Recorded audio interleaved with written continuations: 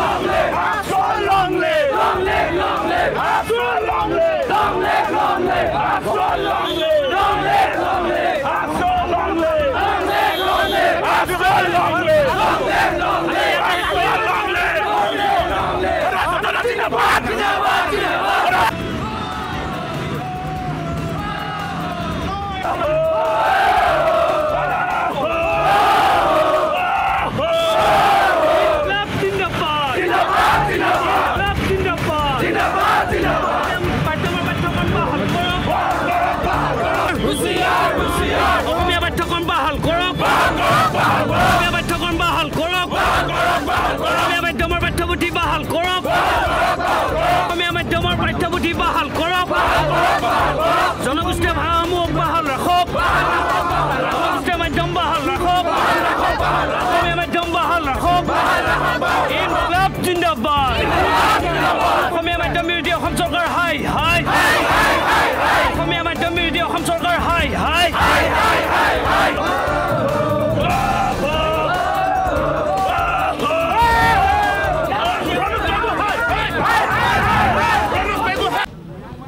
অসম চৰকাৰে অসমীয়া মাতৃভাষাৰ প্ৰতি যি মাহিৰে দৃষ্টি ৰাখিছে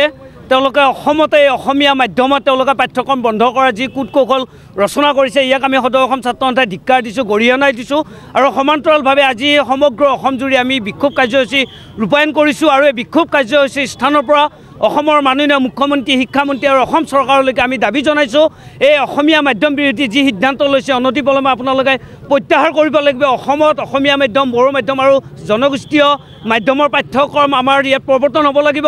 আৰু অসমীয়া মাধ্যম কোনো কাৰণত ইয়াত আমি তেওঁলোকক ৰোধ কৰিব নিদিওঁ আৰু এই সংগ্ৰামখন আমি আজিৰ পৰা পুনৰ যাত্ৰা কৰিছোঁ এই সংগ্ৰামখন আমি আজিৰ পৰা পুনৰ যাত্ৰা কৰিছোঁ আৰু এই যেতিয়ালৈকে অসম মাধ্যম বিৰোধী সিদ্ধান্ত অসম চৰকাৰে প্ৰত্যাহাৰ নকৰে তেতিয়ালৈকে আমি গণতান্ত্ৰিকভাৱে ছাত্ৰ ছাত্ৰীসমূহক লৈ আমি গণতান্ত্ৰিকভাৱে আন্দোলনটো তীব্ৰতৰ পৰা তীব্ৰতৰলৈকে আমি গতি কৰাম আৰু এই স্থানৰ পৰা পুনৰবাৰ অসম চৰকাৰৰ মাননীয় মুখ্যমন্ত্ৰী যি অহমিকা যি অহংকাৰ শিক্ষামন্ত্ৰীগৰাকীৰ যি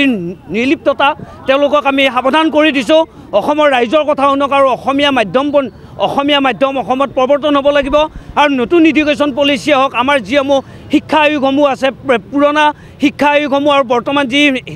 NEP 2022 কিন্তু মাতৃভাষাৰ প্ৰতি সৰ্বাধিক তেওঁলোকে গুৰুত্ব দিছে প্ৰাথমিক স্তৰ বা প্ৰাক প্ৰাথমিক স্তৰত মাতৃভাষাৰ মাধ্যমত শিক্ষা দান কৰিবলৈকে বা শিক্ষাৰ পাঠ্যক্ৰম প্ৰৱৰ্তন কৰিবলৈকে তেওঁলোকে নতুন শিক্ষা নীতিত তেওঁলোকে পৰামৰ্শ দিছে আৰু ভাৰতৰ মাননীয় প্ৰধানমন্ত্ৰী গৃহমন্ত্ৰীকে ধৰি কেন্দ্ৰীয় চৰকাৰখনৰ সকলো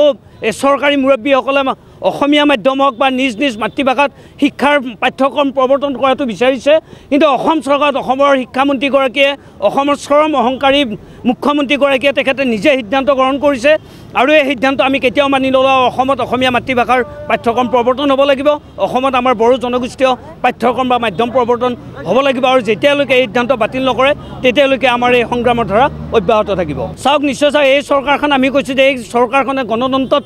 বিশ্বাস নকৰে আৰু এই তেওঁলোকে গণতন্ত্ৰৰ পৰিপন্থী কামসমূহ বা তেওঁলোকে গণতন্ত্ৰৰ প্ৰমূল্যবোধক তেওঁলোকে স্বীকাৰ কৰিব নোখোজে আৰু সেইকাৰণে আজি আমি যি গণতান্ত্ৰিক আমি